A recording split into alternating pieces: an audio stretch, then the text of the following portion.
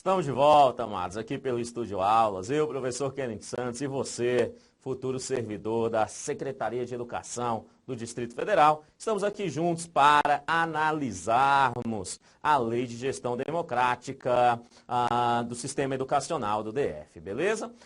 Nós estamos estudando sobre o processo eleitoral da direção da escola, né? Das unidades escolares. E agora nós vamos para alguns detalhes, né? O primeiro detalhe é aquele detalhe onde aquelas instituições educacionais que não tiveram quórum suficiente para concorrer, né, para que houvesse uma eleição dentro daquela escola. O que ocorre nesses casos? Vem comigo, olha lá, diz aqui, ó. Se por acaso houver a inexistência de candidato, né, para compor uma chapa, certo?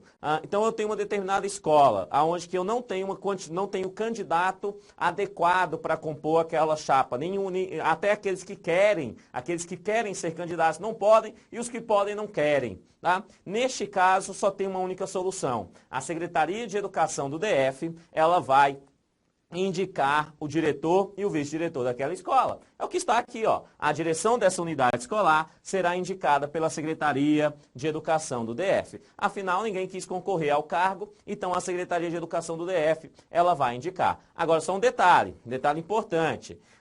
Quando essa direção chegar na escola indicada pela Secretaria de Educação, ela precisa organizar um outro processo eleitoral. Esse outro processo eleitoral, né, ele deve ser organizado, olha aí que maravilha, em até 180 dias, né, em até 180 dias. Então, não houve candidatos. A Secretaria de Educação indica um diretor e um vice. Tá? Esse diretor e um vice organizam um processo eleitoral nessa escola em 180 dias. Caso alguém venha se candidatar e caso alguém venha ser eleito, ou seja, tenha quórum suficiente para a eleição, tenha votação suficiente para essa eleição, né? Neste caso, ele vai assumir o restante do mandato, ele vai completar o mandato, beleza? Então, aquele que é indicado pela Secretaria de Educação sai e aí o novo eleito assume. Agora, se ninguém for eleito nesse novo processo, é óbvio. Aquele indicado pela Secretaria de Educação do DF irá permanecer, né, aí até o término do mandato de diretor e vice-diretor, beleza? Isso está aqui no tópico 3, olha o que ele fala. Caso a unidade escolar não atinja o quórum mínimo na segunda tentativa da eleição, a equipe indicada pela Secretaria de Educação deverá, olha que a lei usa o termo deverá, né? É um deverá dirigir a unidade pelo restante do mandato. Então, aquele que é indicado pela Secretaria de Educação dirige aquela unidade escolar pelo restante do mandato. Fechou aí? Tranquilo? Mas nós temos uma outra hipótese também que a gente tem que entender, é muito parecida com essa, mas é a hipótese de escolas novas, unidades escolares novas. Houve o processo eleitoral no DF, ótimo. A instituir uma escola nova logo depois desse processo eleitoral. Então, nessa escola nova não teve eleição, né? Quem assume nesse caso? Quem assume vai ser pessoas para a direção indicadas pela Secretaria de Educação, tá? Então, se a escola é nova, se a unidade escolar é nova, a Secretaria de Educação indica alguém para assumir aquela vaga, certo? Mas essa pessoa que assumiu a vaga também precisa organizar uma nova eleição, uma nova não, porque não houve, né? Uma eleição nessa instituição escolar. Olha aí que maravilha. Então, deixa bem claro que se for uma unidade escolar recém-instalada, serão designados os diretores pela Secretaria de Educação do DF, né?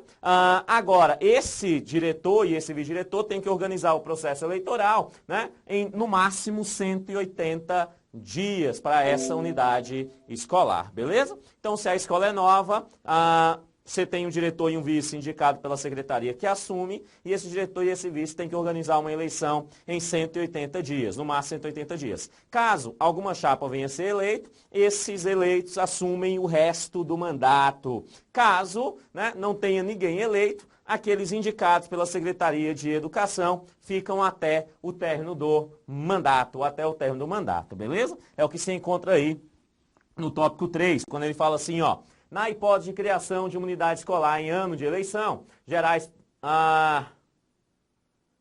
na forma do caput, permanecerá até a posse dos candidatos eleitos naquele processo eleitoral. Ou seja, amados, se por acaso aquela unidade escolar houve uma eleição, né? Houve uma eleição naquela unidade escolar, naquela recém-instalada, né? E ninguém foi eleito, o diretor e o vice que foi indicado pela Secretaria de Educação, ele permanece. Mas vamos supor que essa escola ela venha a ser montada no término de um período eleitoral, certo? No término de 3 anos de uma eleição de direção, tá?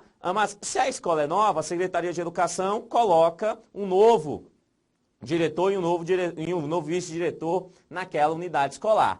Agora, esse novo diretor e esse novo vice-diretor, ele só vai ficar até o término daquele mandato. Por quê? Porque a próxima eleição já está próxima, né? A próxima eleição já está próxima. Então é simples, criei uma escola hoje, né? Já teve eleição? Já. Então beleza, então qual é a regra? A direção vai ser indicada pela Secretaria de Educação, a Secretaria de Educação diz quem é diretor e vice, esse vai organizar uma campanha, né, um processo eleitoral em 180 dias, o novo eleito assume, se não tiver eleito, o que é indicado pela secretaria permanece. Agora, instituir uma escola hoje, vai ter eleição daqui 6 meses. Mas se a eleição já geral vai ser daqui 6 meses, eu não tenho que organizar uma eleição já nessa escola, beleza? Então, esse que é indicado pela Secretaria de Educação permanece até o fim e a partir daí, porque já vai ter eleição geral, né, nessa eleição geral haverá um novo diretor e um novo vice-diretor eleito pela comunidade. Belezinha até aí? Tranquilo? E assim nós encerramos o aspecto da direção escolar. E assim nós encerramos as questões voltadas para a eleição de diretor e vice-diretor. Agora, o nosso foco é no processo eleitoral. Preste atenção. Quando eu falo de processo eleitoral, o processo eleitoral na unidade escolar vai acontecer em 2 momentos. Primeiro momento, eleição para diretor e vice-diretor. Segundo momento, eleição para o conselho escolar, tá? Então, a partir de agora, estou falando do processo eleitoral, se aplica tanto para a eleição de diretor e vice, quanto para a eleição de conselho escolar. Certinho? Tranquilo? Esse processo eleitoral, ele vai ocorrer, né? Ele vai ocorrer organizado. Na verdade, nós vamos ter 2 comissões que irão organizar esse processo. Uma é chamada Comissão Eleitoral Local e a outra é chamada de Comissão Eleitoral Central, certo? A local é aquela comissão que permanece na escola e a central é aquela que organiza todo o processo eleitoral de todo o Distrito Federal, de todo o sistema educacional do Distrito Federal, beleza? Tranquilo? Então, do processo eleitoral, vem comigo, ó. Vai ser para conselho escolar, vai ser para diretor e vice-diretor. Irão ocorrer no mês de novembro, né? Então, o processo eleitoral ocorre no mês de novembro. Serão convocados pela Secretaria de Educação por meio de edital publicado na imprensa oficial e terão ampla divulgação, né? E fala assim, e as eleições deverão ser realizadas em dias letivos. Isso aqui é extremamente importante, esse último tópico aqui. Todo processo eleitoral, a eleição precisa ser em um dia letivo, tá? Amados, o examinador tem que deixar claro, caso ele cobre isso para você, ele tem que deixar claro que é um dia letivo. Pode ser numa segunda, numa terça, numa quarta, numa quinta, numa sexta e até no sábado, mediante que seja dia letivo, certo? Ele precisa dizer isso para você. Se não falar, se não deixar claro que é no dia letivo, o item vai estar errado. A eleição só pode ocorrer nas unidades escolares em dias letivos, tá? Você fala, sábado letivo? Pode, não tem problema, beleza? Porque tem que ser num dia letivo, num dia letivo. Das comissões eleitorais, como eu disse, existe 2 tipos de comissão eleitoral. Uma é a comissão eleitoral central, e uma outra é a comissão eleitoral local, né? Nós vamos ver aqui alguns detalhes sobre a comissão eleitoral central. A comissão eleitoral central, ela organiza todo o processo logístico das eleições de todas as unidades escolares do Distrito Federal, beleza? Então, como é que ela é formada, né? Ela vai ter uma composição. A composição dessa comissão será de 4 representantes da Secretaria de Educação do DF. Então, a Secretaria de Educação tem 4 representantes nessa comissão. Eu tenho mais um representante dos servidores de carreira do magistério, né? Então, eu tenho aí um representante dos professores, né? Dentro das atividades de Educação no Distrito Federal, como é um dos representantes, muito provavelmente será do Simpro-DF, né? Então, Simpro-DF termina indicando um. Eu também tenho um representante das entidades representativas dos servidores de carreira, de assistência à educação pública do Distrito Federal. Então, eu tenho lá também, né, um representante dos assistentes da educação do Distrito Federal, né, também pelo Sindicato dos Assistentes, indicando um representante para essa Comissão Eleitoral Central. Eu vou ter ainda um representante do segmento de pais, mães ou responsáveis e estudantes, então também tem um representante aí dos pais e alunos do nosso sistema educacional em nosso país, e ainda vou ter mais um representante de entidades representativas de estudantes secundaristas. Nós temos várias entidades representativas de estudantes secundaristas em nosso Distrito Federal, tá? A lei de gestão democrática só fala que eu tenho que ter um representante desses estudantes secundaristas também aqui na Comissão Central Eleitoral. Se ela é central, ela rege todo o patamar eleitoral do Distrito Federal, beleza? Não poderá compor a comissão eleitoral. É óbvio, né, mas não pode compor a comissão eleitoral aqueles que são candidatos. Isso é bem tranquilo a gente levar para a prova. Se ele é candidato a diretor e a vice, ele não pode ele não pode fazer parte da comissão, né? Se ele é candidato a presidente do conselho escolar, ele não pode fazer parte da comissão eleitoral. Afinal, ele é candidato. As atribuições da comissão eleitoral central. Lembre-se, quando eu falo de comissão eleitoral central, ela organiza todo o processo eleitoral de todas as unidades escolares ao mesmo tempo.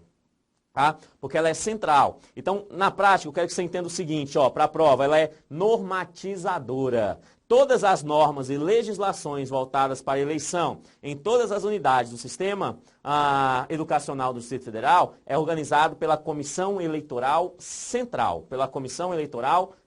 Beleza? Então é bastante tranquilo. Quais são as atribuições dela? Olha lá. Estabelecer a regulamentação única e acompanhar a sua implementação. Organizar o pleito. Né? Ainda, atuar como instância recursal das decisões das comissões eleitorais locais, né? Então ele vai atuar aí como instância recursal dessas atividades das comissões eleitorais locais, tá? Ele ainda vai, né? Aqui não, beleza, e aqui nós fechamos a comissão central, então ela é muito tranquila, ela atua como instância recursal, né? Então recurso de quem? Da comissão eleitoral local, que fica só na escola. Então se eu tenho uma comissão eleitoral local, né? E aí essa comissão toma uma decisão e a parte não gosta dessa decisão, ele pode recorrer. Ele recorre a quem? A Comissão Eleitoral Central. Ela que organiza o pleito. Qual pleito? A eleição, mas em todas as instituições ao mesmo tempo. Todas as instituições de ensino ao mesmo tempo. Ela que vai estabelecer o regulamento único, né, da eleição. Então, o regulamento de todas as instituições ao mesmo tempo. Fechou? Essa é a Comissão Eleitoral Central. Agora nós vamos analisar a comissão eleitoral local. É óbvio, se ela é local, ela está dentro da escola. Então, é a local que vai organizar, né, o dia da eleição, é a local que vai fazer a contagem dos votos, é a local que vai verificar a questão de urna, é a local que vai verificar a questão de cédulas para colocar na urna. Tudo isso quem faz é a comissão eleitoral local. Ela que é responsável por todo esse processo, tá? Por todo esse processo. Então é bastante tranquilo. Olha lá, comissão eleitoral local. Tá? A comissão eleitoral local, ela vai ser constituída paritariamente por representantes da comunidade escolar. Aqui não fala a quantidade de representantes da comunidade escolar, só sabe-se que ela vai ser constituída por representantes dessa comunidade. Lembrando que a comunidade escolar tem 7 segmentos, foi a primeira videoaula, tá? Se você não está entendendo o que estou falando, assista a primeira videoaula, que eu mostro lá os 7 segmentos da comunidade escolar. Então, os 7 segmentos, né? A comunidade escolar vai fazer parte dessa comissão eleitoral local, beleza? Tá? Com as seguintes atribuições. O que essa comissão vai fazer? Né? Ela, juntamente com o Conselho Escolar, vai designar integrantes da comissão eleitoral local. E aí, essa comissão eleitoral local, ela vai, olha aí, inscrever candidatos. Então, eu tenho 2 pessoas, um professor e um assistente. Né? Ambos estão dentro das regras para sair candidatos a diretor e vice, certo? Eles vão se inscrever, eles vão escrever a chapa. Eles escrevem a chapa onde? Isso, eles escrevem a chapa na comissão eleitoral local, tá? Então ele inscreve os candidatos, certo? É a comissão eleitoral local que inscreve os candidatos daquela unidade escolar. É ainda a comissão eleitoral local que vai organizar as apresentações e debate dos planos de trabalho. Lembra que nós já estudamos, né? Que para sair candidato a diretor e a vice, obrigatoriamente tem que apresentar um plano de trabalho, lembra? Né? Aqui o que eu estou falando, que essa comissão que vai organizar a apresentação desse plano de trabalho e dos debates, caso esses venham a existir dentro das unidades escolares. Ela que vai atuar nesse processo, tá? Ainda,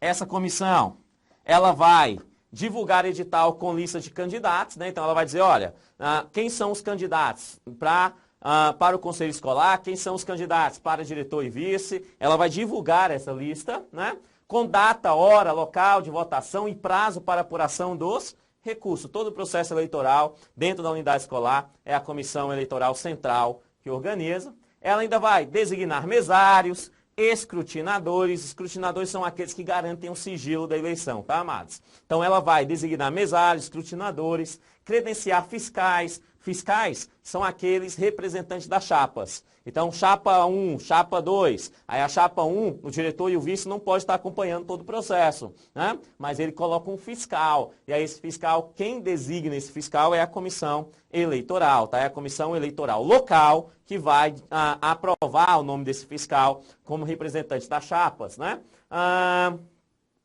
E providenciar ainda a confecção de cédulas eleitorais, óbvio, né? Tem que ter as cédulas. Quem faz essas cédulas, quem providencia a confecção é a comissão eleitoral local, certinho? Tá? Ainda vai fazer cumprir as normas estabelecidas no regimento eleitoral, beleza, né? Tudo que tiver no regimento eleitoral ele cumpre e faz cumprir, sem segredo nenhum. Ele ainda vai homologar as listas elaboradas pela Secretaria Escolar, mas lista elaborada pela Secretaria Escolar é aquela lista dizendo quais são os eleitores. Lembra? Lembra dos segmentos, por exemplo? Estudante é eleitor? É, mediante que eles tenham no mínimo 13 anos, né? E tenham presenças de 50% a partir do bimestre anterior. Isso na rede regular de ensino, lembra? Tá? Se cumpriu isso, vai aparecer nessa lista e quem organiza essa lista é a Secretaria da Escola. Agora, a comissão eleitoral local precisa homologar, né? Ou seja, vai pegar a lista e vai rubricar cada uma das folhas, homologando ali, né? Dizendo que aquela lista está ok, para que possa haver a eleição de forma coerente, certinho? Tá? Essa lista tem prazo, né? Não pode ser colocada em prazo inferior a 20 dias da data da eleição. Então, pelo menos com 20 dias antes da data da eleição, essa lista tem que ser divulgada e homologada pela comissão eleitoral local. Beleza? Quórum para eleição. Amados, o quórum para eleição é muito importante, certo? O quórum não é o que define se foi eleito ou não. O quórum é o que define se a eleição tem validade ou não. É diferente, tá? O que define se a eleição vai ter validade é o quórum. Eu preciso ter um número de representantes mínimos indo votar para que ela tenha uma validade, certinho? Para que ela tenha uma validade. E aí, para esse quórum ter validade, eu tenho, em 2 segmentos, eu vou ter um aspecto diferente de quórum. Então, naquela parte aonde que se fala sobre os professores, aqueles da carreira de magistério e dos assistentes, nessa parte, eu tenho que ter presentes na eleição pelo menos 50% dos professores e assistentes da unidade escolar. Se eu tiver 50%, mesmo que esteja votando contra aquela chapa, né, tive o quórum. Se eu não tenho 50%, não tem quórum. Aquela eleição não tem validade. Simples assim. Mesmo que, apareceu 48% dos assistentes e professores. Votaram todo mundo na mesma chapa. Essa chapa não vai ser vitoriosa porque não conseguiu o quórum de presença mínima de 50%. Certo? Eu preciso do quórum. Se não tiver o quórum, a eleição não tem validade. A eleição não tem validade. Se é professores e assistentes, quórum de 50%. Agora, se for pais e alunos, o quórum é bem menor. O quórum é de 10% dos pais e alunos. Então, eu tenho que ter, no mínimo, 10% dos pais e alunos aparecendo para votar para conseguir o seu quórum, né? O seu quórum, hein? Beleza? Isso é o quórum, isso é o quórum. Agora, além do quórum, eu preciso ter uma votação significativa para que haja eleição. E aí nós vamos ter, né, essa votação. Nós vamos ter essa votação, que está bem aqui. Os votos serão computados, né? Como é que alguém vence uma eleição? A eleição é vencida, primeiro, se o quórum foi cumprido. Então, vamos lá. Professores e assistentes, tem que ter aparecido quantos? Isso, 50%. Pais e alunos? Isso, 10%. Apareceu essa galera, foi votar. Uhul, todo mundo foi votar. Se foi votar, eu tenho que ter agora uma votação para a chapa ser eleita. E a votação é de pelo menos 50% dentro de cada uma dessas categorias. Então, eu tenho que ter, a favor daquela chapa, no mínimo 50% de professores e assistentes votando a favor dela, 50% dos eleitores, tá, amados? Então, quem foi votar? Então, eu tenho que ter 50% dos eleitores votando a favor daquela chapa de professores e alunos, né? E eu vou ter que ter ainda, 50% de pais e alunos para também garantir aquela votação, beleza? Então vem comigo aqui, olha lá que maravilha, né? Só para a gente entender o que eu estou falando. Então vamos supor que numa determinada escola, numa determinada unidade escolar, eu tenha 50 professores e assistentes no total, tranquilo? Então tenho 50 professores e assistentes no total. E nessa mesma unidade eu tenho 1000 pais e alunos. 1000 pais e alunos. Quórum. Para que haja quórum, eu preciso que pelo menos 50% dos professores e assistentes votem. Então, eu preciso que pelo menos 25 professores e assistentes votem. Se eu não conseguir 25 que forem à urna, essa eleição não tem validade porque não conseguiu o quórum, beleza? E aí eu tenho que ter pelo menos 10% de alunos e pais, né? Então, se é 10% de 1000, eu preciso ter pelo menos 100 alunos e pais. Se esses apareceram para votar, beleza, eu tenho quórum. Se essa galera não apareceu para votar, a eleição não tem validade. Tranquilo? Agora eu consegui o quórum. Agora eu preciso saber se aquela chapa ganhou ou não. Como é que eu sei que aquela chapa ganhou? Se por acaso eu tiver 50% dos votos de quem apareceu para votar. Tá? Então, para a chapa ganhar nos 25, deu número ímpar, né? Deu empate, tinha 12,5, como 12,5 não existe, conseguindo pelo menos 13 votos aí. Se eu conseguir 13 votos nesse caso, beleza, teve ali uma votação mínima para que aquela chapa fosse eleita. E se for dos pais, né, e alunos, eu tenho que conseguir também pelo menos 50% nesse caso da eleição, então eu tenho que ter pelo menos 50 votos aí, né, de pais e alunos. Consegui essa votação? Ótimo. Com essa votação pronta, da forma que está aqui, aquela chapa foi eleita. Beleza? Cuidado. Ele não é eleito por maioria simples dos votos. A legislação fala que ele é eleito se ele conseguir 50% dos votos. É menor do que maioria simples. O examinador ele vai falar assim, que para o diretor e o vice-diretor ser eleito, precisa de ter pelo menos a maioria simples dos votos dos professores, pais, assistentes e alunos, certo ou errado? Errado, porque não precisa ter maioria simples, ele precisa ter a metade dos votos. Professor, mas se eu tenho duas chapas e racha no meio metade, dá empate mesmo. É por isso que a lei de gestão democrática, quando trata desse empate, ela vai dar uma forma de desempate, exatamente por isso, tá? Exatamente por isso. E aí ela coloca essa forma de desempate bem aqui, ó. Na hipótese de empate, como é que desempata então? Então eu consegui mesma quantidade de votos para pais, consegui entre pais e alunos e consegui a mesma quantidade para as duas chapas de professores e assistentes. Está igualzinho, as duas chapas estão igualzinho, empatou. Então como é que nós desempatamos? Aí nós temos aqui uma sequência de forma de desempatar. Muito simples, olha lá. Quem é que leva no caso de empate? Aquela chapa que tiver o candidato a diretor, não é qualquer um dos dois não. O candidato a diretor que apresentar maior tempo de efetivo exercício naquela unidade escolar a qual ele está concorrendo. Então, aquele que tem mais tempo naquela unidade escolar, né, houve empate, mas tem um que tem 5 anos naquela unidade escolar e o outro diretor da outra chapa tem 3 anos, né, o que tem 5 anos fica com a vaga. Beleza? Essa é a primeira forma de desempate. Mas, professor, e se os dois tiverem 5 anos?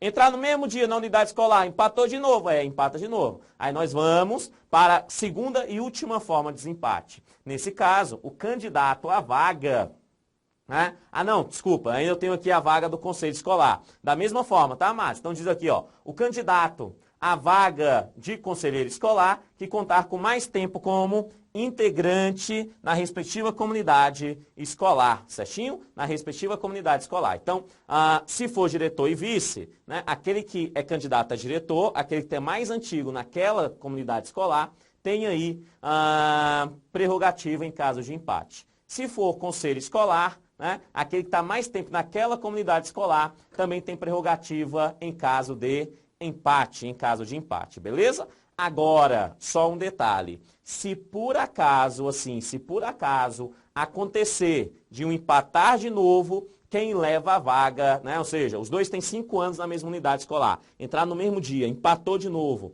quem leva a vaga nesse caso é o mais idoso dentre os dois, tá? É o mais idoso dentre os dois. Fechou isso aí? Tranquilo? Bom demais? Amados, valeu e até a próxima aula.